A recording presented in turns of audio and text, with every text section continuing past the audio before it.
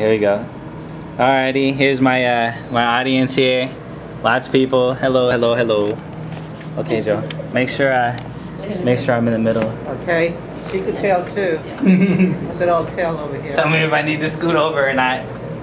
Good? You're good. You're good. We'll see. Alright, here we go. 3, 2, 1. Ready, go. Do you care where your tax money is going? Any reasonable taxpayer would answer this with a resounding yes. But are you taking the necessary actions to prove what you're saying? Taxpayers must know where their money is going and how the government is utilizing their tax dollars. If you don't know how the government is spending your tax money, then how can you actually say that you care about your tax money? Gaining knowledge as a taxpayer will aid you in being responsible and exercising your rights as a citizen. It is my firm belief that it is our duty as a taxpayer to ourselves, to our families, and for our children's futures to stand up and exercise our right as citizens of the United States in the face of blatant irresponsibility.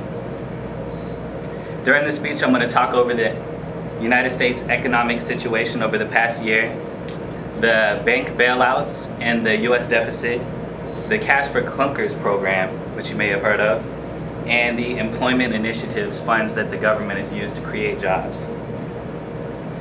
In 2008, America experienced what was called a credit freeze.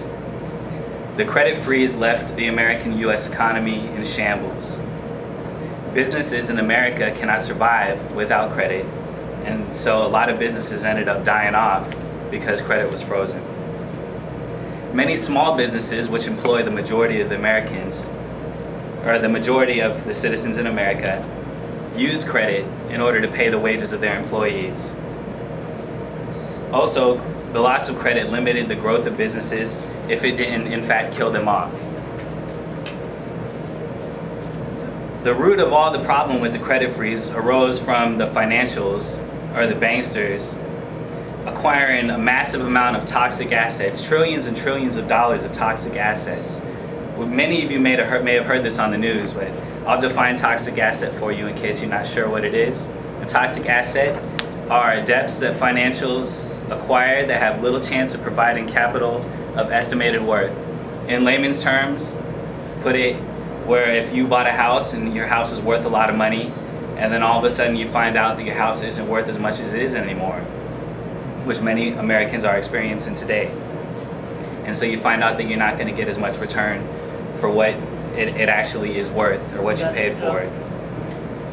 Banks knowingly manipulated their bank sheets, acquiring trillions of dollars in toxic assets. And then they reported them as their assets on their balance sheets to help raise their stock increase.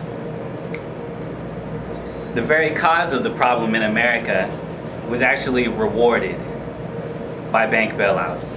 On the 1st of October 2008, the Senate passed the bank bailout bill. The root of the problem in the U.S. was bailed out using our taxpayer dollars. The culprits that caused the credit freeze in America were bailed out using our money. By July this year, the bailouts reached an estimated total of $23.7 trillion. $23.7 trillion. This was reported from Business Outsider. When the first bailouts were approved by Congress, the American public raised a huge stink about it. All over the news, you saw people out in the streets asking why. How can you spend our American dollars to bail out banks and you're not bailing out Main Street? As more and more bailouts were issued, the people's voices became more and more dim and more quiet until people became numb and complacent with the bailouts that were given. In fact, recently, less than a month ago, GMAC was given a $40 billion bailout, and I didn't hear anyone anywhere mention anything about it. The agency that's responsible for auditing the bank bailout money actually came out and publicly stated that the government was not, quote, entirely honest to the public about the health of the financial institutions that received our trillions of dollars of bailout money. The national deficit has tripled just during this administration alone as direct results of the government spending and the bailout programs. The government's failure in handling our economic situation is bankrupting our children's futures. An example, the Cash for Clunkers program was an absolute failure. The program was established to aid the auto industry, and at the same time give a tax credit or a credit to the buyers of the cars, $3,500 to $4,500. The benefit of the program was far outweighed to the cost of the citizens today, as we found out. Edmunds has reported that the average cost to taxpayers was $40,000 per vehicle. On top of this, the government also came out with some funds dedicated towards creating jobs. They called it employment or unemployment initiatives to handle the soaring unemployment number in America. The government released a $787 billion stimulus plan to create jobs. The government came out and said that it created 640,000 jobs.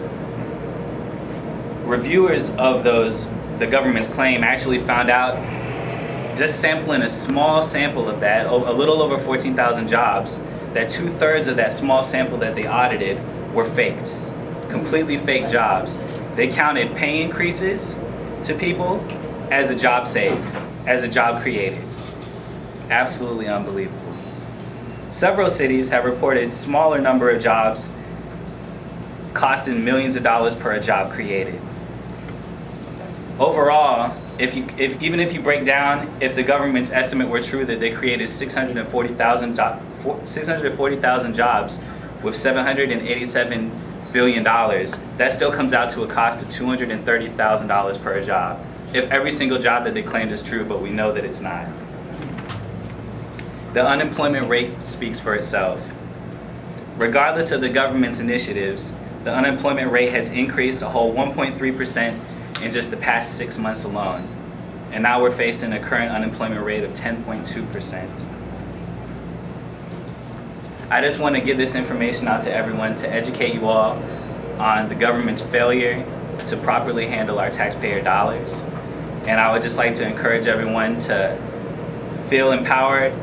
We're the power of America. It's not big business. We're not the small people in this. We're the people that speak out and the true decision makers that are in the United States of America.